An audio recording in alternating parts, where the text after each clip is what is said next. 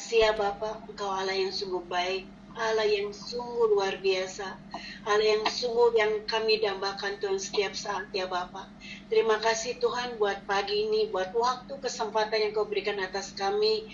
Kami percaya Tuhan, saat kami rindu untuk mencari wajah-Mu Tuhan, saat kami rindu Tuhan untuk selalu menyenangkan hati-Mu melalui pujian penyembahan kami, Nama-Mu ditinggikan dan Engkau yang akan melawat setiap kami ya Bapa. Kami percaya Tuhan, pagi ini Tuhan mujizat sudah terjadi atas hidup kami Tuhan. Dan juga Tuhan hari yang spesial ini Tuhan, kami akan mendengarkan setiap pimpinan-Mu, kebenaran firman-Mu Tuhan yang akan mengubah setiap hati dan pikiran kami ya Bapa. Sehingga sungguh Tuhan, hanya di dalam Engkau Tuhan ada sukacita, hanya di dalam Engkau Tuhan ada kemerdekaan ya Bapa. Terima kasih Bapa, urapi hamba-Mu Tuhan akan membawa renungan pagi ini ya Bapa. Tuhan Roh Kudus yang berdaulat atas hati, pikiran maupun perkataan hamba-Mu Tuhan. Kau yang berbicara Tuhan, dan Kau juga yang mendukung setiap hati kami. Terima kasih ya Bapa. Roh pengertian sudah ada dalam setiap kehidupan kami. Dan kami percaya Tuhan, kami akan sambut firman-Mu yang penuh dengan sukacita. Di dalam nama Tuhan Yesus, kami berdoa dan mengucap syukur. Haleluya. Amin. Shalom. Saudara-saudara yang dikasih Tuhan Yesus, terima kasih Bu Hesti, Bu Fani yang sudah memberi kesempatan buat saya membawa renungan pagi ini. Ya, pagi ini kita sama-sama merenungkan akan kebenaran firman Tuhan, dan saya kasih tema untuk firman pagi ini yaitu identitas. Kita sebagai anak-anak Allah, kita yang saat kita terima Tuhan Yesus, saat kita percaya secara mulut mengaku dan hati yang percaya, kita sudah menjadi pribadi untuk menjadi warga kerajaan Allah. Ya. Identitas kita adalah warga kerajaan Allah. Nah, saat kita percaya Tuhan, saat kita sungguh-sungguh mencari wajah Tuhan, saat kita sudah dipulihkan, saat kita sudah dibawa dari tempat gelap ke tempat yang terang, kita sudah menjadi warga kerajaan Allah. Itu identitas kita. Nah, mari kita sama-sama buka firman Tuhan di Filipi 3 ayat 20 sampai 21. Filipi 3 ayat 20 sampai 21. Saya bacakan ya. Karena kewargaan kita adalah di dalam surga, dan dari situ juga kita menantikan Tuhan Yesus Kristus sebagai juru selamat. Yang ayat 21-nya, yang akan mengubah tubuh kita yang hina ini sehingga serupa dengan tubuhnya yang mulia, menurut kuasanya yang dapat menaklukkan segala sesuatu kepada dirinya. Ya, di sini dikatakan identitas kita itu adalah warga kerajaan Allah. Di Filipi 3 ayat 20 dan 21, kita adalah keluarga di dalam Tuhan, di dalam surga, dan kita itu diberi tubuh kemuliaannya. Ya, di ayat 21, yang akan mengubah tubuh kita yang hina ini sehingga serupa dengan tubuhnya. Jadi kita akan memiliki tubuh kemuliaan. Kita sebagai warga kerajaan Allah dan kita diberi tubuh kemuliaan Tuhan, bahwa kita itu harus hidup berbeda dengan orang-orang di luar sana. Kita harus berbeda karena kita itu udah nggak boleh fokus lagi kepada hal-hal dunia, tapi kita harus memikirkan hal-hal yang di atas. Kita harus berbeda dari pola hidup kita, dari pola pikir kita, dari pola cara pandang kita. Kita harus berbeda karena kita benar-benar bagian daripada sorga. Ya, itu dan sebagai warga kerajaan Allah, kita juga Tuhan sudah beri kita jaminan. Yuk kita lihat di Yohanes 14 ayat 2. Yohanes 14 ayat 2. Di rumah Bapakku banyak tempat tinggal. Jika tidak demikian, tentu aku mengatakannya kepadamu, sebab aku pergi ke situ untuk menyediakan tempat bagimu. Jadi kalau kita sebagai warga kerajaan Allah, kita sudah diberi jaminan. Kita sudah punya jaminan bahwa kita sudah punya rumah di surga. Kalau saat kita dipanggil Tuhan pulang ke rumah Bapa, kita sudah punya rumah di surga. Itu dan kita juga lihat ya di 1 Korintus 6 ayat 17. 1 Korintus 1 Korintus 6 ayat 17. Siapa yang mengikatkan diri pada Tuhan menjadi satu roh dengan Tuhan. Jadi saat kita mengikatkan diri kita pada Tuhan, kita tuh satu roh dengan Tuhan. Jadi mari kita sama-sama mengikatkan diri kita tuh dengan Tuhan, supaya sungguh-sungguh kita itu menjadi ciptaan baru, kita menjadi orang-orang yang merdeka di dalam Tuhan. Dan di Matius 6 ayat 33 semua orang sudah tahu ya. Matius 6 ayat 33, carilah dahulu kerajaan Allah dan kebenarannya, maka semuanya akan ditambahkan kepadamu. Jadi kalau kita sebagai warga kerajaan Allah, kita akan memiliki tubuh kemuliaan. Kita akan sudah mendapat jaminan bahwa kita punya rumah di sorga, dan kita itu akan memiliki satu roh dengan Allah. Nah, jadi di samping di luar kita sebagai warga kerajaan Allah, kita juga Tuhan membuat kita juga serupa dan segambar seperti Yesus. Kita diciptakan sebagai serupa dan segambar seperti Yesus. Kita buka ya di Kejadian 1 ayat 27. Kejadian 1 ayat 27. Maka Allah menciptakan manusia itu menurut gambarnya, menurut gambar Allah. Jadi kita harus bangga ya, kalau kita tuh serupa dan segambar seperti Yesus. Kita serupa dan segambar seperti Allah. Kalau kita serupa dan segambar seperti Allah, berarti dalam segala sesuatunya kita akan sama. Kita akan memiliki karakter seperti Yesus.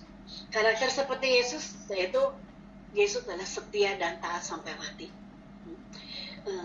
Kita buka ya Efesus 2 ayat 10. Efesus 2 ayat 10. Saya bacakan ya, Efesus 2 ayat 10. Karena kita ini buatan Allah, diciptakan di dalam Kristus Yesus untuk melakukan pekerjaan baik yang dipersiapkan Allah sebelumnya. Ia mau supaya kita hidup di dalamnya. Ya, di Efesus 2 ayat 20, kita ini ada buatan Allah. Kita diciptakan itu oleh Kristus Yesus untuk kita melakukan perkara-perkara yang besar. Dan Yesus rindu supaya kita tuh ada di dalam Yesus. Allah rindu supaya kita tuh ada selalu bersama-sama dengan Allah. Kalau kita serupa dan segambar seperti Yesus, kita akan memiliki karakter seperti Yesus. Karakter Yesus yaitu setia dan taat. Demikian juga kita juga harus tetap setia dan taat. Dan kita juga harus dewasa. Dewasa dalam berpikir, dewasa dalam bertindak, dewasa dalam berkata-kata. Kita harus hidup kudus, jujur, dan jangan banyak bersungut-sungut. Karena kalau kita dewasa, kita itu pasti akan memiliki dalam bertindak itu dewasa. Sekalipun kita harus mengalami sesuatu yang gak enak, walaupun kita sedang mengalami tantangan, persoalan, tapi kita pasti tetap akan dewasa. Karena Allah ada di dalam diri kita. Kita sudah bersatu dengan Allah. Karena Allah kita itu adalah buatan Allah. Berarti kita pasti sama seperti Allah, serupa dan segambar seperti Yesus. Karakter Yesus itu kita akan dipenuhi dengan buah-buah roh, yaitu 9 buah roh. Kasih, sukacita, damai sejahtera, kesabaran, kemurahan, kebaikan, kesetiaan, kelemah lembutan, dan penguasaan diri. Kalau kita punya karakter seperti Yesus, sekalipun kita disalahin, sekalipun kita difitnah, sekalipun kita mengalami ketidakadilan, kita akan tetap merasakan sukacita dan damai sejahtera. Sama seperti waktu Yesus di bumi. Sekalipun Yesus ditolak di tempat kelahirannya, tapi Yesus tetap damai sejahtera. Yesus menjadi terang, Yesus menjadi berkat.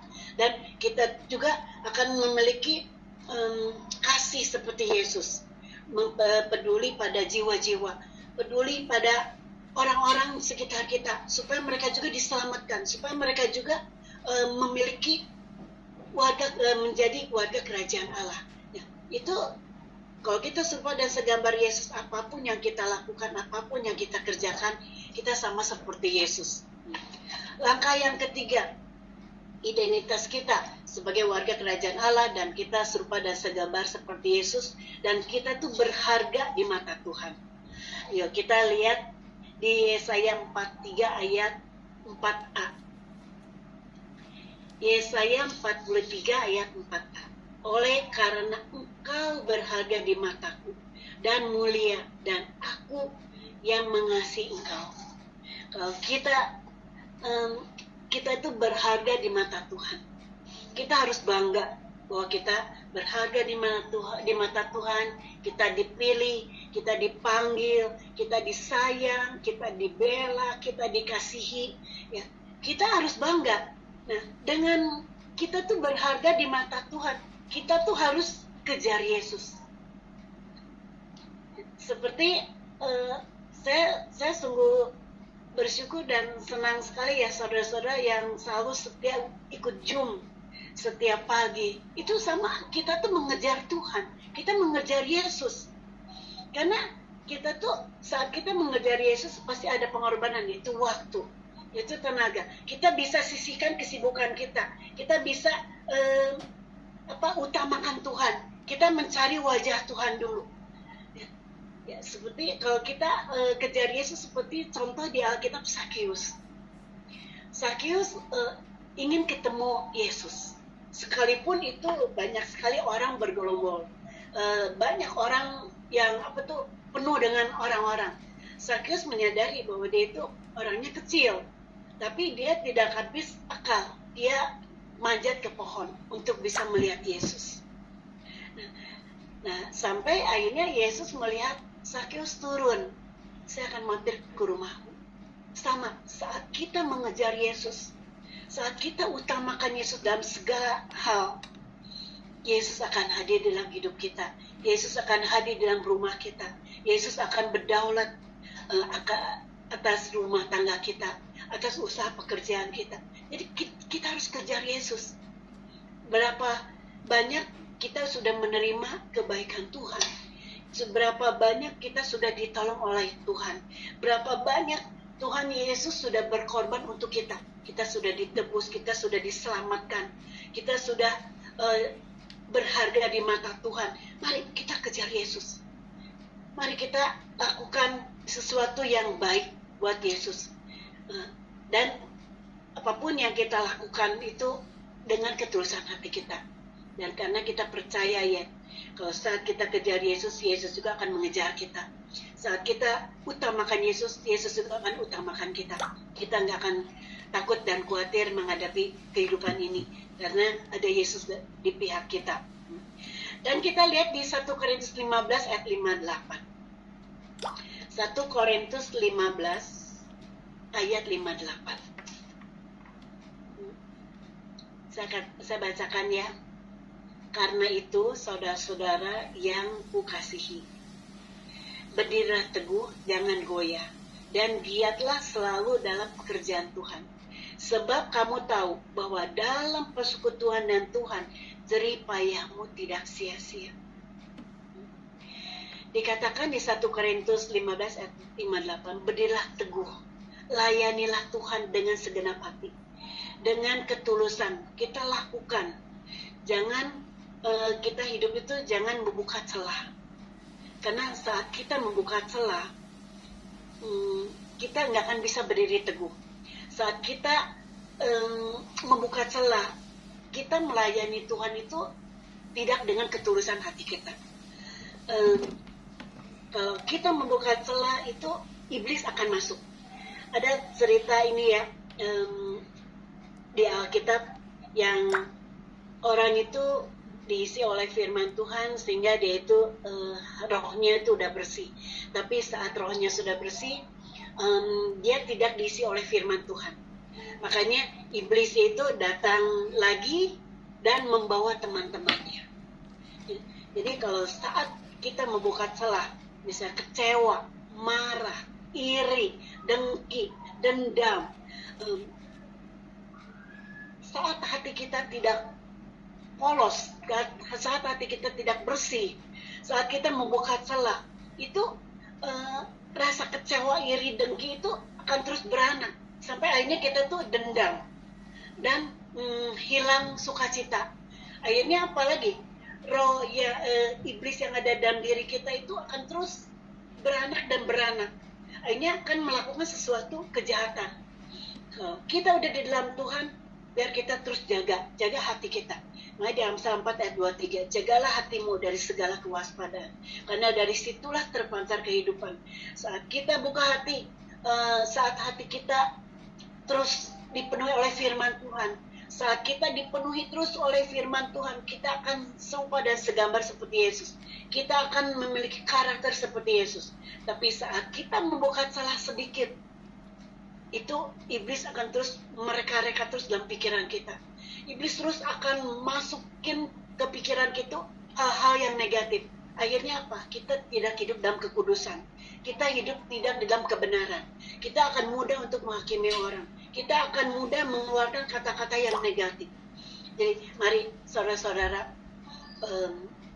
kita yang sudah menjadi warga kerajaan Allah, kita sudah serupa dan segambar seperti Yesus. Kita berharga di mata Tuhan.